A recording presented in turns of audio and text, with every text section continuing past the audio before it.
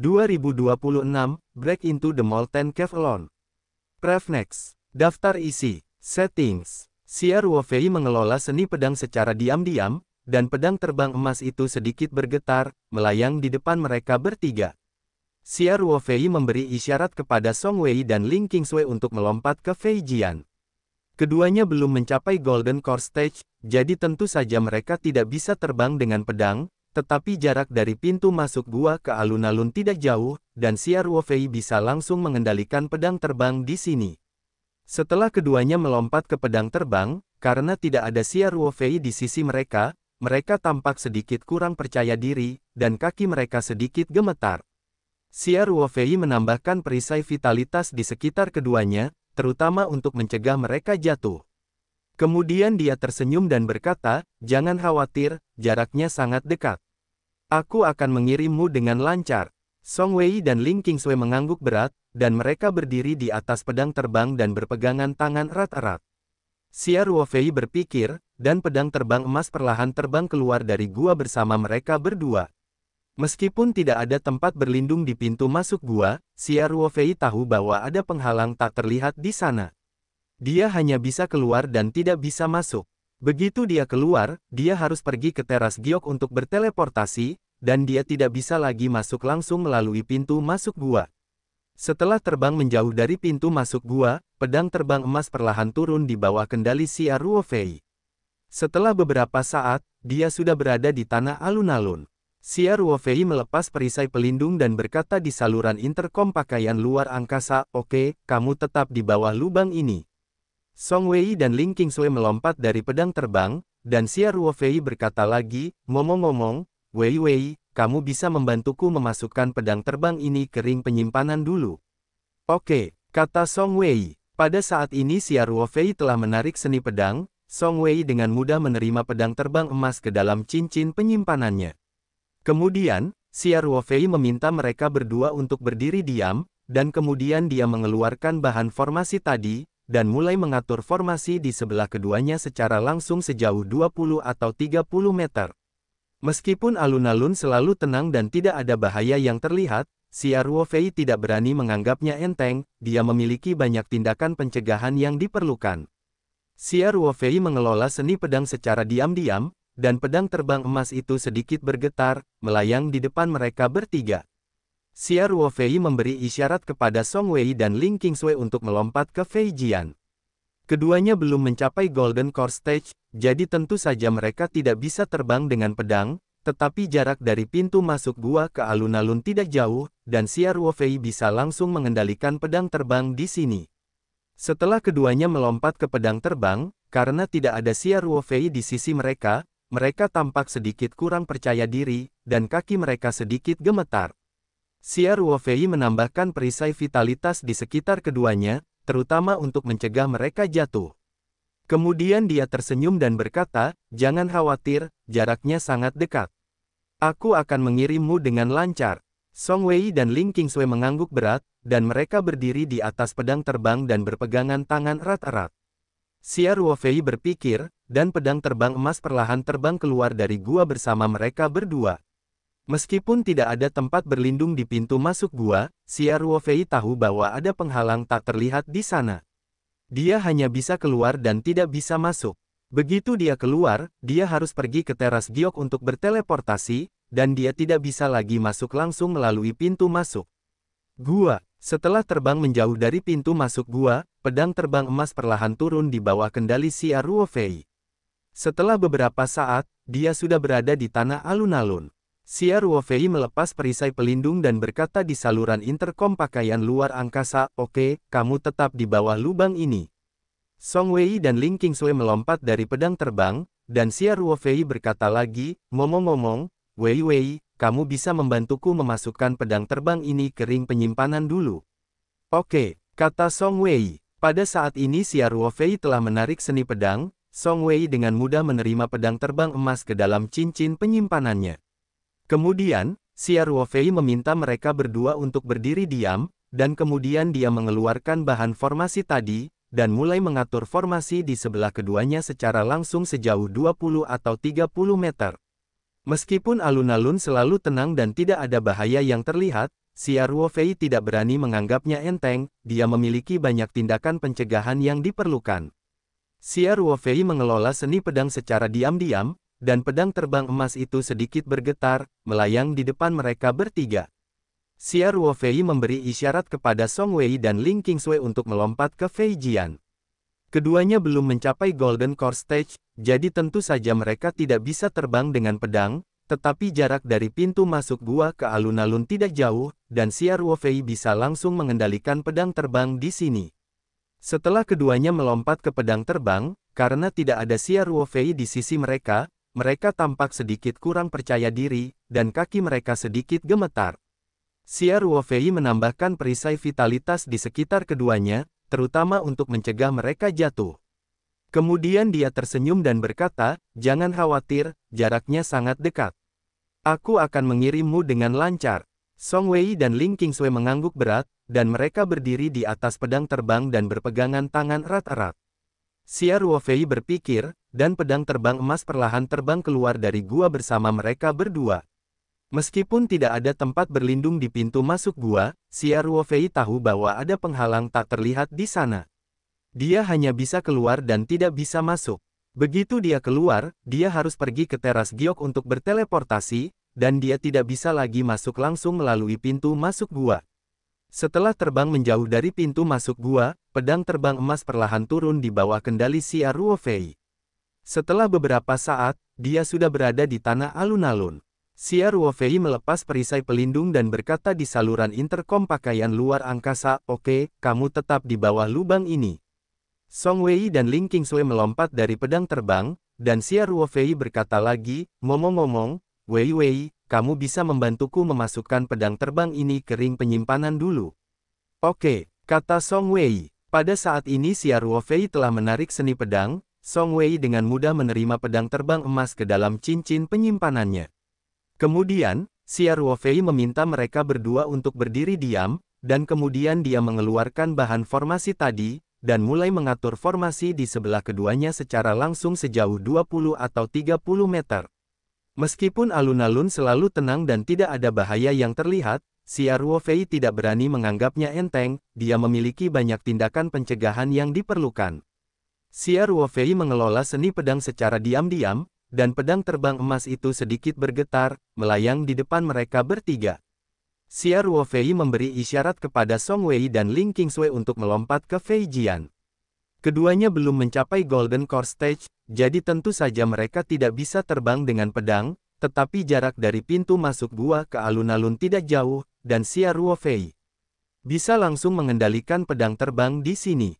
Setelah keduanya melompat ke pedang terbang, karena tidak ada Xia Ruofei di sisi mereka, mereka tampak sedikit kurang percaya diri, dan kaki mereka sedikit gemetar. Xia Ruofei menambahkan perisai vitalitas di sekitar keduanya, terutama untuk mencegah mereka jatuh. Kemudian dia tersenyum dan berkata, "Jangan khawatir, jaraknya sangat dekat. Aku akan mengirimmu dengan lancar." Song Wei dan Ling Qingsui mengangguk berat, dan mereka berdiri di atas pedang terbang dan berpegangan tangan erat-erat. Xia Ruofei berpikir, dan pedang terbang emas perlahan terbang keluar dari gua bersama mereka berdua. Meskipun tidak ada tempat berlindung di pintu masuk gua, Xia Ruofei tahu bahwa ada penghalang tak terlihat di sana. Dia hanya bisa keluar dan tidak bisa masuk. Begitu dia keluar, dia harus pergi ke teras giok untuk berteleportasi, dan dia tidak bisa lagi masuk langsung melalui pintu masuk gua. Setelah terbang menjauh dari pintu masuk gua, pedang terbang emas perlahan turun di bawah kendali Xia Ruofei. Setelah beberapa saat, dia sudah berada di tanah alun-alun. Xia Ruofei melepas perisai pelindung dan berkata di saluran interkom pakaian luar angkasa, "Oke, kamu tetap di bawah lubang ini." Song Wei dan Ling Qingsui melompat dari pedang terbang, dan Xia Ruofei berkata lagi, "Ngomong-ngomong, Wei, kamu bisa membantuku memasukkan pedang terbang ini ke ring penyimpanan dulu." "Oke," kata Song Wei. Pada saat ini Xia Ruofei telah menarik seni pedang, Song Wei dengan mudah menerima pedang terbang emas ke dalam cincin penyimpanannya. Kemudian, Xia Ruofei meminta mereka berdua untuk berdiri diam, dan kemudian dia mengeluarkan bahan formasi tadi, dan mulai mengatur formasi di sebelah keduanya secara langsung sejauh 20 atau 30 meter. Meskipun alun-alun selalu tenang dan tidak ada bahaya yang terlihat, Xia Ruofei tidak berani menganggapnya enteng, dia memiliki banyak tindakan pencegahan yang diperlukan. Xia Ruofei mengelola seni pedang secara diam-diam, dan pedang terbang emas itu sedikit bergetar, melayang di depan mereka bertiga. Xia Ruofei memberi isyarat kepada Song Wei dan Ling Qingsui untuk melompat ke Fei Jian. Keduanya belum mencapai Golden Core Stage, jadi tentu saja mereka tidak bisa terbang dengan pedang, tetapi jarak dari pintu masuk gua ke alun-alun tidak jauh, dan Xia Ruofei bisa langsung mengendalikan pedang terbang di sini. Setelah keduanya melompat ke pedang terbang, karena tidak ada Xia Ruofei di sisi mereka, mereka tampak sedikit kurang percaya diri, dan kaki mereka sedikit gemetar. Xia Ruofei menambahkan perisai vitalitas di sekitar keduanya, terutama untuk mencegah mereka jatuh. Kemudian dia tersenyum dan berkata, "Jangan khawatir, jaraknya sangat dekat. Aku akan mengirimmu dengan lancar." Song Wei dan Ling Qingsui mengangguk berat, dan mereka berdiri di atas pedang terbang dan berpegangan tangan erat-erat. Xia Ruofei berpikir, dan pedang terbang emas perlahan terbang keluar dari gua bersama mereka berdua. Meskipun tidak ada tempat berlindung di pintu masuk gua, Xia Ruofei tahu bahwa ada penghalang tak terlihat di sana. Dia hanya bisa keluar dan tidak bisa masuk. Begitu dia keluar, dia harus pergi ke teras giok untuk berteleportasi, dan dia tidak bisa lagi masuk langsung melalui pintu masuk gua. Setelah terbang menjauh dari pintu masuk gua, pedang terbang emas perlahan turun di bawah kendali Xia Ruofei. Setelah beberapa saat, dia sudah berada di tanah alun-alun. Xia Ruofei melepas perisai pelindung dan berkata di saluran interkom pakaian luar angkasa, "Oke, kamu tetap di bawah lubang ini." Song Wei dan Ling Qingsui melompat dari pedang terbang, dan Xia Ruofei berkata lagi, "Ngomong-ngomong, Wei, kamu bisa membantuku memasukkan pedang terbang ini ke ring penyimpanan dulu." "Oke," kata Song Wei. Pada saat ini Xia Ruofei telah menarik seni pedang, Song Wei dengan mudah menerima pedang terbang emas ke dalam cincin penyimpanannya. Kemudian, Xia Ruofei meminta mereka berdua untuk berdiri diam, dan kemudian dia mengeluarkan bahan formasi tadi, dan mulai mengatur formasi di sebelah keduanya secara langsung sejauh 20 atau 30 meter. Meskipun alun-alun selalu tenang dan tidak ada bahaya yang terlihat, Xia Ruofei tidak berani menganggapnya enteng, dia memiliki banyak tindakan pencegahan yang diperlukan. Xia Ruofei mengelola seni pedang secara diam-diam, dan pedang terbang emas itu sedikit bergetar, melayang di depan mereka bertiga. Xia Ruofei memberi isyarat kepada Song Wei dan Ling Qingsui untuk melompat ke Fei Jian. Keduanya belum mencapai Golden Core Stage, jadi tentu saja mereka tidak bisa terbang dengan pedang, tetapi jarak dari pintu masuk gua ke alun-alun tidak jauh, dan Xia Ruofei bisa langsung mengendalikan pedang terbang di sini. Setelah keduanya melompat ke pedang terbang, karena tidak ada Xia Ruofei di sisi mereka, mereka tampak sedikit kurang percaya diri, dan kaki mereka sedikit gemetar. Xia Ruofei menambahkan perisai vitalitas di sekitar keduanya, terutama untuk mencegah mereka jatuh. Kemudian dia tersenyum dan berkata, "Jangan khawatir, jaraknya sangat dekat. Aku akan mengirimmu dengan lancar." Song Wei dan Ling Qingsui mengangguk berat, dan mereka berdiri di atas pedang terbang dan berpegangan tangan erat-erat. Xia Ruofei berpikir, dan pedang terbang emas perlahan terbang keluar dari gua bersama mereka berdua. Meskipun tidak ada tempat berlindung di pintu masuk gua, Xia Ruofei tahu bahwa ada penghalang tak terlihat di sana. Dia hanya bisa keluar dan tidak bisa masuk. Begitu dia keluar, dia harus pergi ke teras giok untuk berteleportasi, dan dia tidak bisa lagi masuk langsung melalui pintu masuk gua. Setelah terbang menjauh dari pintu masuk gua, pedang terbang emas perlahan turun di bawah kendali Xia Ruofei. Setelah beberapa saat, dia sudah berada di tanah alun-alun. Xia Ruofei melepas perisai pelindung dan berkata di saluran interkom pakaian luar angkasa, "Oke, kamu tetap di bawah lubang ini." Song Wei dan Ling Qingsui melompat dari pedang terbang, dan Xia Ruofei berkata lagi, "Ngomong-ngomong, Wei, kamu bisa membantuku memasukkan pedang terbang ini ke ring penyimpanan dulu." "Oke," kata Song Wei. Pada saat ini Xia Ruofei telah menarik seni pedang, Song Wei dengan mudah menerima pedang terbang emas ke dalam cincin penyimpanannya. Kemudian, Xia Ruofei meminta mereka berdua untuk berdiri diam, dan kemudian dia mengeluarkan bahan formasi tadi, dan mulai mengatur formasi di sebelah keduanya secara langsung sejauh 20 atau 30 meter. Meskipun alun-alun selalu tenang dan tidak ada bahaya yang terlihat, Xia Ruofei tidak berani menganggapnya enteng, dia memiliki banyak tindakan pencegahan yang diperlukan. Xia Ruofei mengelola seni pedang secara diam-diam, dan pedang terbang emas itu sedikit bergetar, melayang di depan mereka bertiga. Xia Ruofei memberi isyarat kepada Song Wei dan Ling Qingsui untuk melompat ke Fei Jian. Keduanya belum mencapai Golden Core Stage, jadi tentu saja mereka tidak bisa terbang dengan pedang, tetapi jarak dari pintu masuk gua ke alun-alun tidak jauh, dan Xia Ruofei bisa langsung mengendalikan pedang terbang di sini. Setelah keduanya melompat ke pedang terbang, karena tidak ada Xia Ruofei di sisi mereka, mereka tampak sedikit kurang percaya diri, dan kaki mereka sedikit gemetar. Xia Ruofei menambahkan perisai vitalitas di sekitar keduanya, terutama untuk mencegah mereka jatuh.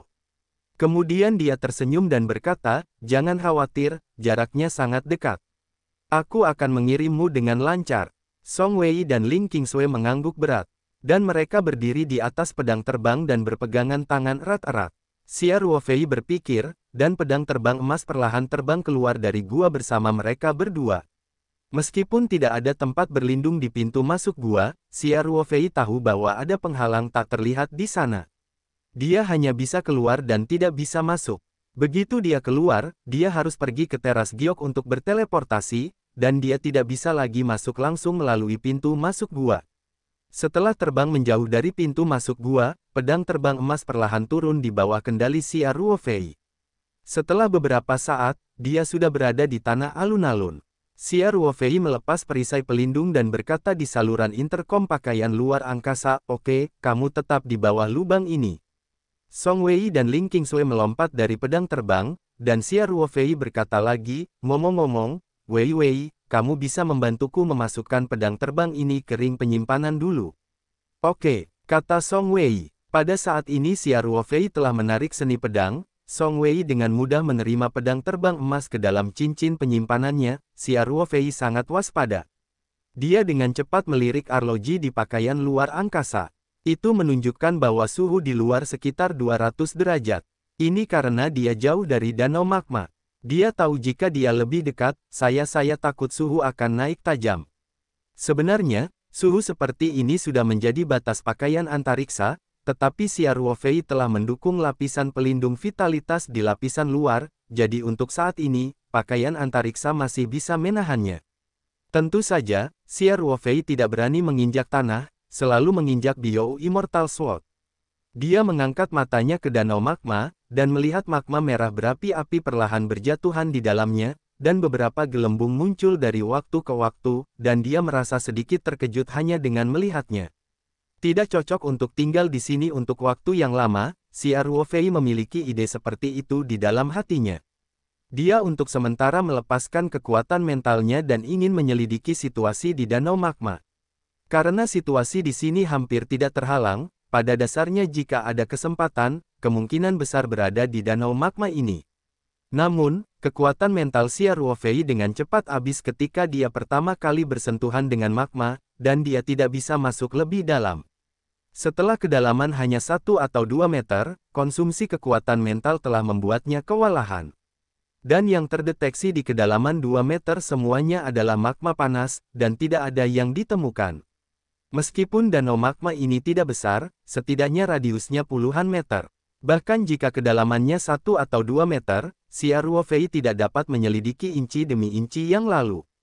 Tidak peduli seberapa kuat kekuatan mentalnya, dia tidak dapat mendukung konsumsi seperti itu. Terlebih lagi, seberapa dalam danau magma ini masih belum diketahui, sebenarnya tidak ada artinya melihat hanya 1 atau 2 meter di atas permukaan. Situasi ini membuat Xia Ruofei agak tidak berdaya. Ini seperti danau magma seperti tungku api penyucian, dia tidak bisa begitu saja masuk dan memeriksanya, kan? Dalam magma seperti itu, perlindungan pakaian luar angkasa pada dasarnya tidak berpengaruh, dan bahkan perisai vitalitas hampir tidak dapat membentuk perlindungan yang efektif. Jika dia benar-benar membeku dan melompat, satu-satunya tujuan adalah berubah menjadi abu terbang, tanpa meninggalkan jejak. Apakah itu benar-benar akan kembali ke nol? Xia Ruofei merasakan ketidakberdayaan di hatinya. Sejauh ini, tidak ada masalah dengan keselamatannya. Jika dia meninggalkan gua ini, dia masih bisa kembali ke alun-alun dengan relatif mudah. Hanya saja Xia Ruofei merasa agak enggan. Dia tahu bahwa karena peti mati tembaga senior telah secara khusus menunjukkan gua ini, itu berarti akan ada peluang di sini, dan itu pada dasarnya harus sesuai dengan kemampuannya. Pasti ada sesuatu yang hilang. Xia Ruofei berkata dalam hatinya. Kekuatan terbesarnya sebenarnya bukan bakatnya yang tinggi untuk berkultivasi, tetapi kualitas psikologis yang telah dia kembangkan melalui karir militernya. Dia selalu sangat tenang ketika menghadapi masalah, dan semakin banyak waktunya, semakin tenang pikirannya. Xia Ruofei dengan cepat menghilangkan beberapa emosi negatif, dan dia dengan tenang memikirkan situasi saat ini. Tidak realistis untuk pergi langsung ke magma untuk dijelajahi, dan itu pertama kali dikesampingkan olehnya. Dan eksplorasi spiritual jelas tidak mungkin dilakukan. Faktanya, ini pada dasarnya mengesampingkan kemungkinan menemukan petunjuk langsung melalui danau magma. Itu hanya bisa didasarkan pada aspek lain. Xia Ruofei mengalihkan pandangannya dari danau magma dan melemparkannya ke seluruh gua. Xia Ruofei sangat waspada, dia dengan cepat melirik arloji di pakaian luar angkasa, yang menunjukkan bahwa suhu di luar sekitar 200 derajat. Karena dia jauh dari danau magma, dia tahu bahwa jika dia mendekat, suhunya akan naik tajam. Sebenarnya, suhu seperti ini sudah menjadi batas pakaian antariksa, tetapi Xia Ruofei telah mendukung lapisan pelindung vitalitas di lapisan luar, jadi untuk saat ini, pakaian antariksa masih bisa menahannya. Tentu saja, Xia Ruofei tidak berani menginjak tanah, selalu menginjak Bio Immortal Sword. Dia mengangkat matanya ke danau magma, dan melihat magma merah berapi-api perlahan berjatuhan di dalamnya, dan beberapa gelembung muncul dari waktu ke waktu, dan dia merasa sedikit terkejut hanya dengan melihatnya. Tidak cocok untuk tinggal di sini untuk waktu yang lama, Xia Ruofei memiliki ide seperti itu di dalam hatinya. Dia untuk sementara melepaskan kekuatan mentalnya dan ingin menyelidiki situasi di danau magma. Karena situasi di sini hampir tidak terhalang, pada dasarnya jika ada kesempatan, kemungkinan besar berada di danau magma ini. Namun, kekuatan mental Xia Ruofei dengan cepat habis ketika dia pertama kali bersentuhan dengan magma, dan dia tidak bisa masuk lebih dalam. Setelah kedalaman hanya 1 atau 2 meter, konsumsi kekuatan mental telah membuatnya kewalahan. Dan yang terdeteksi di kedalaman 2 meter semuanya adalah magma panas, dan tidak ada yang ditemukan. Meskipun danau magma ini tidak besar, setidaknya radiusnya puluhan meter. Bahkan jika kedalamannya 1 atau 2 meter, Xia Ruofei tidak dapat menyelidiki inci demi inci yang lalu. Tidak peduli seberapa kuat kekuatan mentalnya, dia tidak dapat mendukung konsumsi seperti itu. Terlebih lagi, seberapa dalam danau magma ini masih belum diketahui, sebenarnya tidak ada artinya melihat hanya 1 atau 2 meter di atas permukaan. Situasi ini membuat Xia Ruofei agak tidak berdaya. Ini seperti danau magma seperti tungku api penyucian, dia tidak bisa begitu saja masuk dan memeriksanya, kan? Dalam magma seperti itu, perlindungan pakaian luar angkasa pada dasarnya tidak berpengaruh, dan bahkan perisai vitalitas hampir tidak dapat membentuk perlindungan yang efektif. Jika dia benar-benar membeku dan melompat, satu-satunya tujuan adalah berubah menjadi abu terbang, tanpa meninggalkan jejak. Apakah itu benar-benar akan kembali ke nol? Xia Ruofei merasakan ketidakberdayaan di hatinya. Sejauh ini, tidak ada masalah dengan keselamatannya. Jika dia meninggalkan gua ini, dia masih bisa kembali ke alun-alun dengan relatif mudah. Hanya saja Xia Ruofei merasa agak enggan. Dia tahu bahwa karena peti mati tembaga senior telah secara khusus menunjukkan gua ini, itu berarti akan ada peluang di sini, dan itu pada dasarnya harus sesuai dengan kemampuannya. Pasti ada sesuatu yang hilang. Xia Ruofei berkata dalam hatinya. Kekuatan terbesarnya sebenarnya bukan bakatnya yang tinggi untuk berkultivasi, tetapi kualitas psikologis yang telah dia kembangkan melalui karir militernya. Dia selalu sangat tenang ketika menghadapi masalah, dan semakin banyak waktunya, semakin tenang pikirannya. Xia Ruofei dengan cepat menghilangkan beberapa emosi negatif, dan dia dengan tenang memikirkan situasi saat ini. Tidak realistis untuk pergi langsung ke magma untuk dijelajahi, dan itu pertama kali dikesampingkan olehnya. Dan eksplorasi spiritual jelas tidak mungkin dilakukan. Faktanya, ini pada dasarnya mengesampingkan kemungkinan menemukan petunjuk langsung melalui danau magma. Itu hanya bisa didasarkan pada aspek lain. Xia Ruofei mengalihkan pandangannya dari danau magma dan melemparkannya ke seluruh gua secara alami. Xia Ruofei tidak bisa bertahan sama sekali.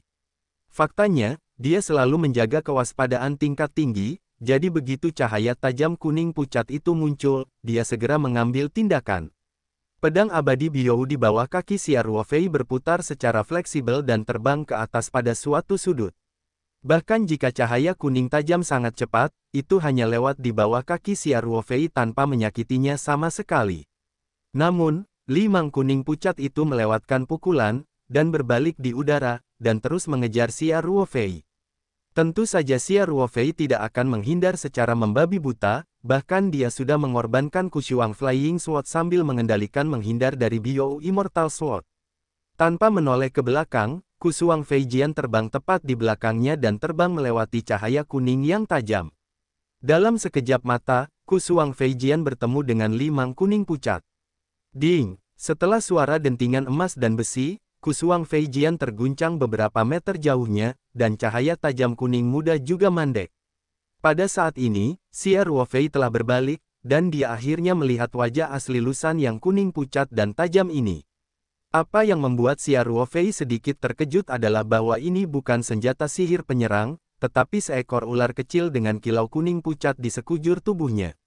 Ular kecil berwarna kuning muda itu memiliki mata yang dingin, sedikit meludahkan huruf ular, dan menatap Xia Ruofei di udara, tidak hanya memiliki perasaan sedikit pun, itu seperti melihat orang mati. Kushuang Feijian telah menghubungi ular kuning muda itu secara langsung, jadi Xia Ruofei juga dapat secara kasar menilai budidaya ular itu. Setidaknya di akhir Jindan. Selain itu, pertahanan fisik ular kecil itu sangat kuat, dan pedang terbang Kushuang cukup tajam. Ular kecil kuning muda dan pedang terbang Kushuang dibawa dengan keras di bagian depan, tanpa meninggalkan jejak di tubuh mereka. Ini agak menakutkan. Pertahanan fisiknya kuat, kecepatannya sangat cepat, dan basis kultivasinya sangat tinggi. Menghadapi lawan seperti itu, Xia Ruofei tidak bisa menggunakan banyak metode. Namun, Xia Ruofei tidak panik, sebaliknya, dia menjadi lebih tenang. Setelah ular kuning muda ditunda oleh Kushuang Feijian, itu hanya melayang di udara selama beberapa detik. Setelah melihat Xia Ruofei dengan dingin, itu berubah menjadi cahaya yang tajam lagi dan menukik ke arah Xia Ruofei. Xia Ruofei menggerakkan pikirannya sedikit, dan pedang abadi Biyou di bawah kakinya mengikuti rute langkah Piaoping, sedikit bergoyang, dan dengan mudah melarikan diri. Kali ini ular kecil hampir menyeka pinggang Xia Ruofei dan terbang, meskipun Xia Ruofei mengenakan pakaian luar angkasa dan ada perisai vitalitas di luar, dia masih merasakan napas panas lewat, membuat napasnya sedikit mandek. Jelas, ular kuning muda ini dapat bertahan hidup di kolam magma dan harus sangat beradaptasi dengan lingkungan di sini. Tampaknya tidak hanya tahan panas, tetapi juga memancarkan suasana panas, yang membuat Xia Ruofei lebih waspada. Benar saja, setelah ular kecil berwarna kuning muda itu terbang ke udara, ular itu tiba-tiba berhenti di udara. Sebelum tubuhnya berbalik, dia menoleh dan membuka mulutnya ke Xia Ruofei. Dengan deru, nyala api yang sangat panas menyembur keluar dari mulutnya. Nyala api pada awalnya kecil, tetapi setelah menghadapi udara panas di atas kolam magma, tiba-tiba menjadi lebih besar, dan pada akhirnya hampir seperti lautan api, menyapu ke arah Xia Ruofei. Pupil Xia Ruofei sedikit menyusut, dan dia mengeluarkan gulungan gambar spiritual tanpa ragu-ragu. Dengan gerakan pikiran, dia masuk ke ruang gambar spiritual, dan mengendalikan pedang peri Biyou melintasi angkasa, membuatnya melarikan diri langsung menuju pinggiran kota. Danau magma memegang gulungan gambar spiritual. Penilaian Xia Ruofei masih sangat akurat. Meskipun kecepatan Biyou Immortal Sword sangat cepat, lautan api menyapu lebih cepat. Setelah hanya 1 atau 2 detik, Biyou Immortal Sword dan Spirit Picture Scroll dikelilingi oleh laut dari api. Untungnya, pedang abadi Biyou adalah pedang terbang terbaik yang telah ditempa dengan ribuan amarah. Ada banyak mineral langka di bahannya, sehingga tidak akan langsung meleleh oleh lautan api dalam waktu singkat. Adapun gulungan gambar spiritual, Xia Ruofei tidak kecewa. Saya tidak tahu dari bahan apa gulungan gambar spiritual itu dibuat. Biyou Immortal Sword Support memegang gulungan gambar roh, bergegas keluar dari lautan api dengan kecepatan yang sangat cepat, dan kembali ke tepi danau magma. Setelah api melewati kisaran danau magma, itu dengan cepat melemah, dan tampaknya sedikit lemah untuk diikuti, segera pedang abadi Biyou berguling kembali ke daerah yang relatif aman dengan gambaran spiritual. Melihat Xia Ruofei mundur ke pantai, ular kuning muda itu tidak mengejar, tetapi berbalik untuk melihat Xia Ruofei. Xia Ruofei melihat jejak ejekan dan penghinaan di matanya. Monster di akhir periode Jin dan secara alami spiritual, seperti kura-kura roh. Itu harus dapat berkomunikasi secara normal dengan transmisi kekuatan mental. Ini tidak berbeda dari biksu biasa, tetapi dihina oleh ular kecil dan masih membuat Xia Ruofei merasa sedikit malu. Xia Ruofei mengendarai Biyou Immortal Sword dan dengan cepat mencapai puncak tangga batu hitam pertama. Masih belum ada gerakan di danau magma, hanya gemericik gelembung dan gelombang panas. Xia Ruofei tidak berani bersantai sama sekali. Dia tahu betul bahwa meskipun ular Raja Petir tampaknya baru saja mengalami sedikit kerusakan, itu pasti tidak sampai pada titik di mana ia terluka. Lawan hanya bersembunyi di danau magma dan menunggu kesempatan untuk memberinya pukulan fatal. Terlebih lagi, menurut kura-kura, Raja Petir ular ini jarang bertindak sendiri, artinya, sangat mungkin ada lebih dari satu Raja Ular Petir yang bersembunyi di danau magma, jadi Xia Ruofei tidak berani bersantai sama sekali. Dia memusatkan energinya pada situasi danau magma sambil terus menerbangkan pedang. Segera saya sampai di tangga batu hitam tingkat kedua, dan masih belum ada gerakan di danau magma. Namun, semakin tenang, Xia Ruofei merasa tidak nyaman di hatinya, ketenangan seperti itu sering menimbulkan bahaya fatal. Tingkat 3, tingkat 4. Sebelum dia menyadarinya, Xia Ruofei sudah mendekati platform batu tempat kotak giok disimpan. Kekuatan mental Xia Ruofei masih terus dilepaskan, memperhatikan setiap gerakan danau magma. Meskipun energi mentalnya habis, dia tidak bersantai sama sekali, kali ini bukan waktunya untuk menghemat energi mental. Pedang peri Biyou selalu menjaga kecepatan yang relatif konstan dan terbang ke atas secara diagonal. Ketika ada dua langkah tersisa untuk mencapai platform batu, Xia Ruofei diam-diam memindahkan seni pedang, dan kecepatan pedang terbang tiba-tiba meningkat. Jika pada awalnya seperti mobil yang perlahan bergerak maju di gigi 2, sekarang tiba-tiba beralih ke gigi 5, dan berakselerasi seketika. Xia Ruofei mengendarai Biyou Immortal Sword dan dengan cepat mencapai puncak tangga batu hitam pertama. Masih belum ada gerakan di danau magma, hanya gemericik gelembung dan gelombang panas. Xia Ruofei tidak berani bersantai sama sekali. Dia tahu betul bahwa meskipun ular Raja Petir tampaknya baru saja mengalami sedikit kerusakan, itu pasti tidak sampai pada titik di mana ia terluka. Lawan hanya bersembunyi di danau magma dan menunggu kesempatan untuk memberinya pukulan fatal. Terlebih lagi, menurut kura-kura, Raja Petir ular ini jarang bertindak sendiri, artinya, sangat mungkin ada lebih dari satu Raja Ular Petir yang bersembunyi di danau magma, jadi Xia Ruofei tidak berani bersantai sama sekali. Dia memusatkan energinya pada situasi danau magma sambil terus menerbangkan pedang. Segera saya sampai di tangga batu hitam tingkat kedua, dan masih belum ada gerakan di danau magma. Namun, semakin tenang, Xia Ruofei merasa tidak nyaman di hatinya, ketenangan seperti itu sering menimbulkan bahaya fatal. Tingkat 3, tingkat 4.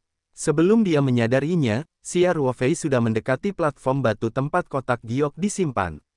Kekuatan mental Xia Ruofei masih terus dilepaskan, memperhatikan setiap gerakan danau magma. Meskipun energi mentalnya habis, dia tidak bersantai sama sekali, kali ini bukan waktunya untuk menghemat energi mental. Pedang peri Biyou selalu menjaga kecepatan yang relatif konstan dan terbang ke atas secara diagonal. Ketika ada dua langkah tersisa untuk mencapai platform batu, Xia Ruofei diam-diam memindahkan seni pedang, dan kecepatan pedang terbang tiba-tiba meningkat. Jika pada awalnya seperti mobil yang perlahan bergerak maju di gigi 2, sekarang tiba-tiba beralih ke gigi 5, dan berakselerasi seketika. Xia Ruofei mengendarai Biyou Immortal Sword dan dengan cepat mencapai puncak tangga batu hitam pertama. Masih belum ada gerakan di danau magma, hanya gemericik gelembung dan gelombang panas. Xia Ruofei tidak berani bersantai sama sekali. Dia tahu betul bahwa meskipun ular Raja Petir tampaknya baru saja mengalami sedikit kerusakan, itu pasti tidak sampai pada titik di mana ia terluka. Lawan hanya bersembunyi di danau magma dan menunggu kesempatan untuk memberinya pukulan fatal. Terlebih lagi, menurut kura-kura, Raja Petir Ular ini jarang bertindak sendiri, artinya, sangat mungkin ada lebih dari satu Raja Ular Petir yang bersembunyi di Danau Magma, jadi Xia Ruofei tidak berani bersantai sama sekali. Dia memusatkan energinya pada situasi Danau Magma sambil terus menerbangkan pedang. Segera saya sampai di tangga batu hitam tingkat kedua, dan masih belum ada gerakan di Danau Magma. Namun, semakin tenang, Xia Ruofei merasa tidak nyaman di hatinya, ketenangan seperti itu sering menimbulkan bahaya fatal. Tingkat 3, tingkat 4. Sebelum dia menyadarinya, Xia Ruofei sudah mendekati platform batu tempat kotak giok disimpan. Kekuatan mental Xia Ruofei masih terus dilepaskan, memperhatikan setiap gerakan Danau Magma. Meskipun energi mentalnya habis, dia tidak rileks sama sekali, kali ini bukan waktunya untuk menghemat energi mental. Pedang peri Biou selalu menjaga kecepatan yang relatif konstan dan terbang ke atas secara diagonal. Ketika ada dua langkah tersisa untuk mencapai platform batu, Xia Ruofei diam-diam memindahkan seni pedang, dan kecepatan pedang terbang tiba-tiba meningkat. Jika pada awalnya seperti mobil yang perlahan bergerak maju di gigi 2, sekarang tiba-tiba beralih ke gigi 5, dan berakselerasi seketika. Xia Ruofei mengendarai Biou Immortal Sword dan dengan cepat mencapai puncak tangga batu hitam pertama. Masih belum ada gerakan di Danau Magma, hanya gemericik gelembung dan gelombang panas. Xia Ruofei tidak berani bersantai sama sekali. Dia tahu betul bahwa meskipun ular Raja Petir tampaknya baru saja mengalami sedikit kerusakan, itu pasti tidak sampai pada titik di mana ia terluka. Lawan hanya bersembunyi di Danau Magma dan menunggu kesempatan untuk memberinya pukulan fatal.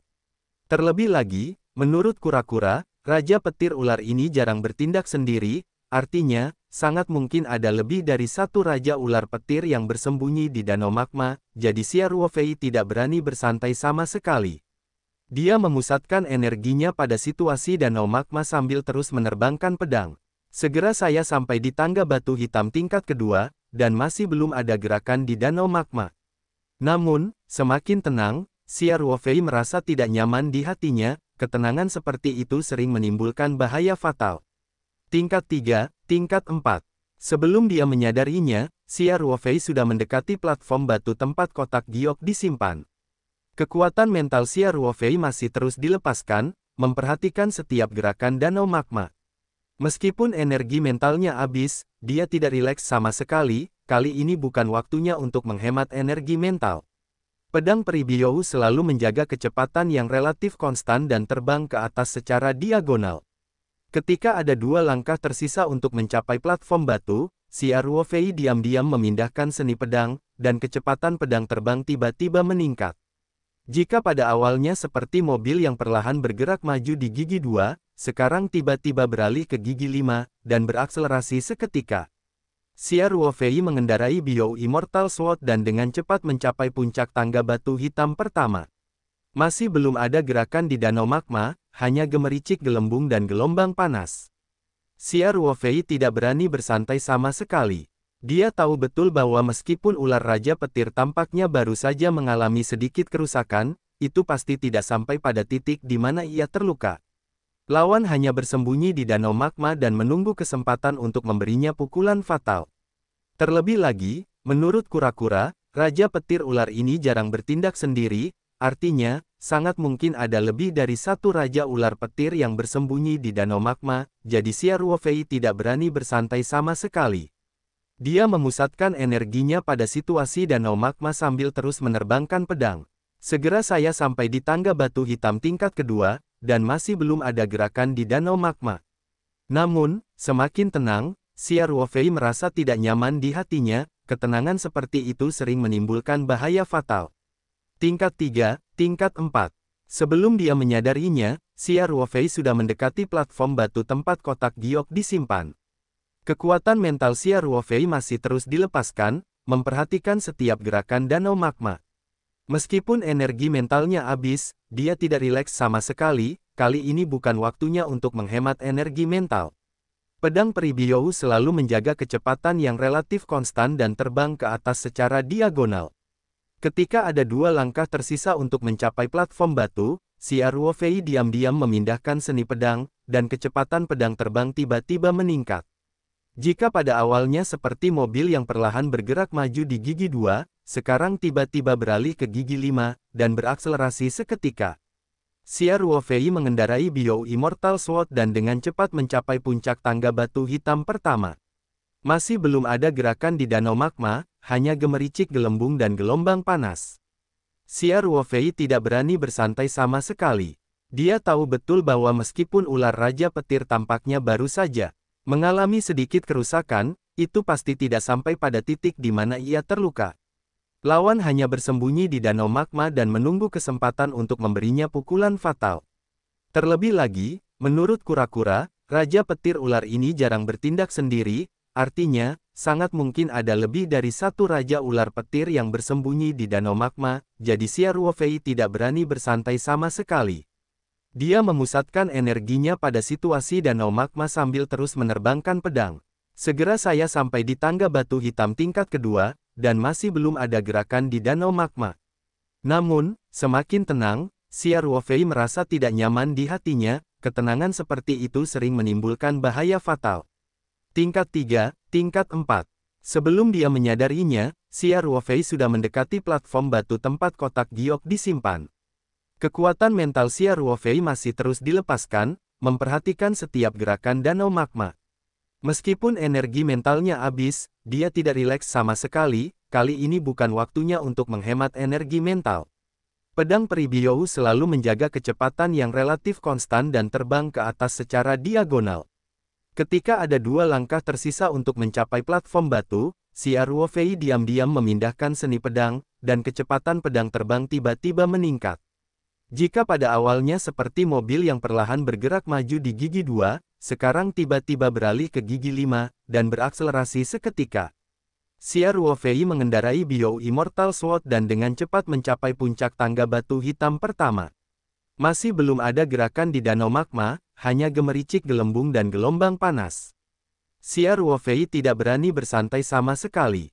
Dia tahu betul bahwa meskipun ular Raja Petir tampaknya baru saja mengalami sedikit kerusakan, itu pasti tidak sampai pada titik di mana ia terluka.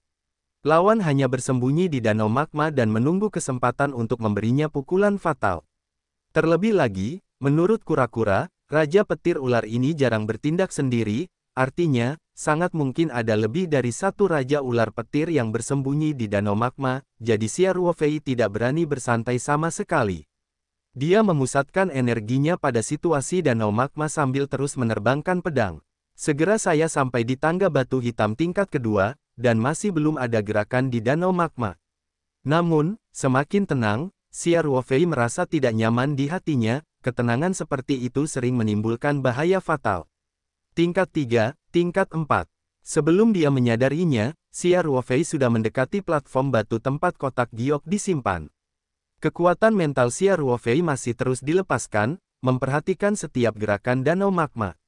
Meskipun energi mentalnya habis, dia tidak rileks sama sekali, kali ini bukan waktunya untuk menghemat energi mental.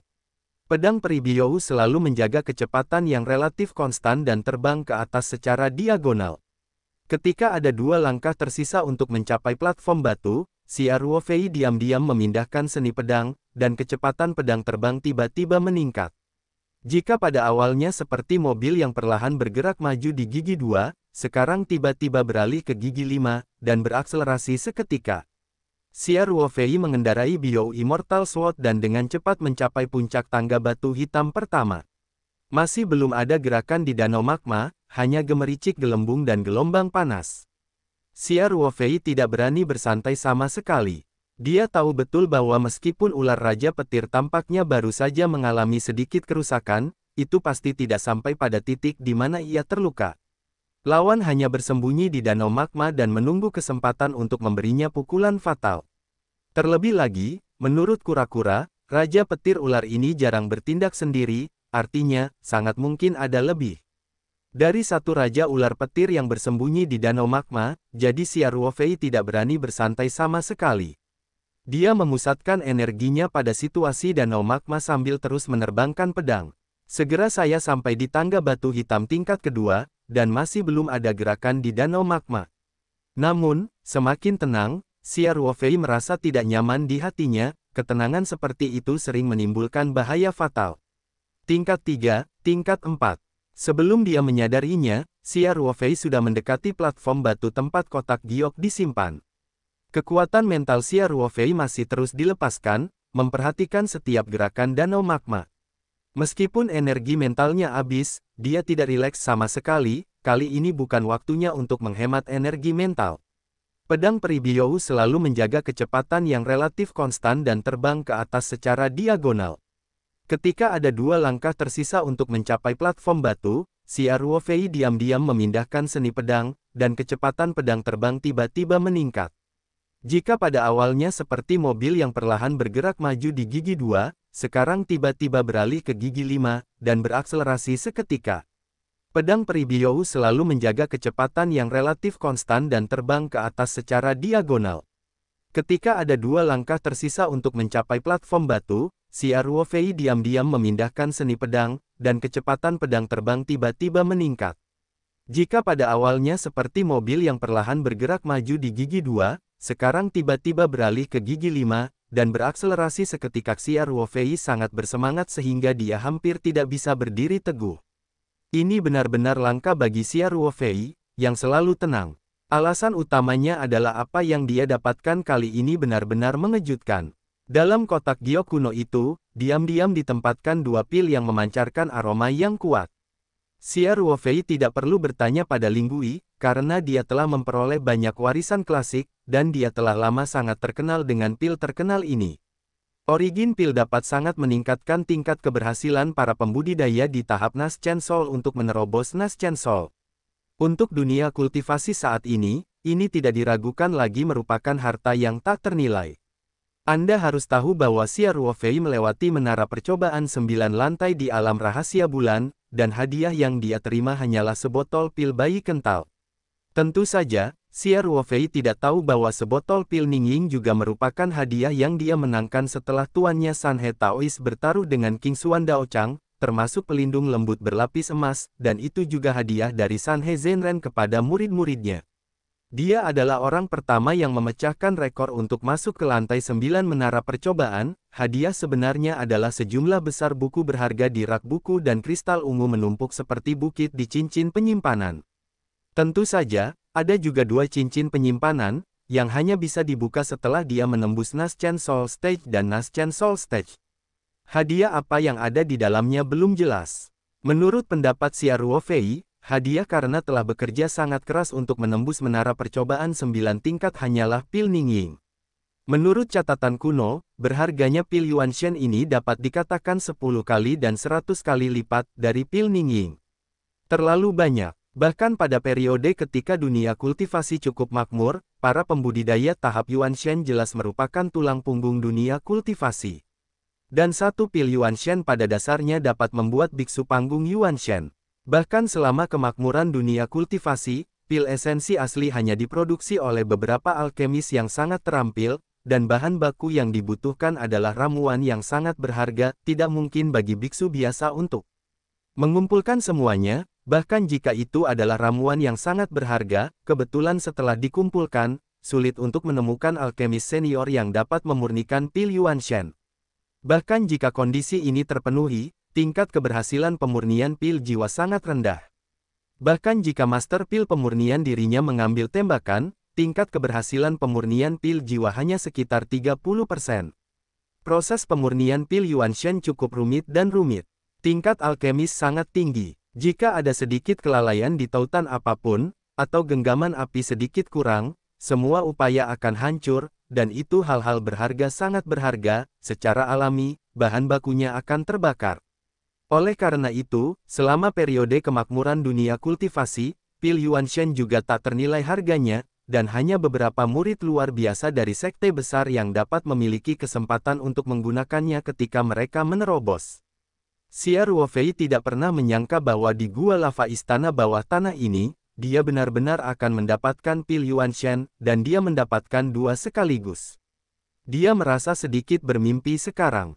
Namun, semuanya tampaknya memiliki jumlah yang pasti dalam kegelapan, sejumlah besar kristal ungu, ditambah pil Ningying dan pil Yuanshen, tidak berlebihan untuk mengatakan bahwa jalur kultivasi Xia Ruofei telah menjadi sangat luas, dari sekarang hingga saat ini.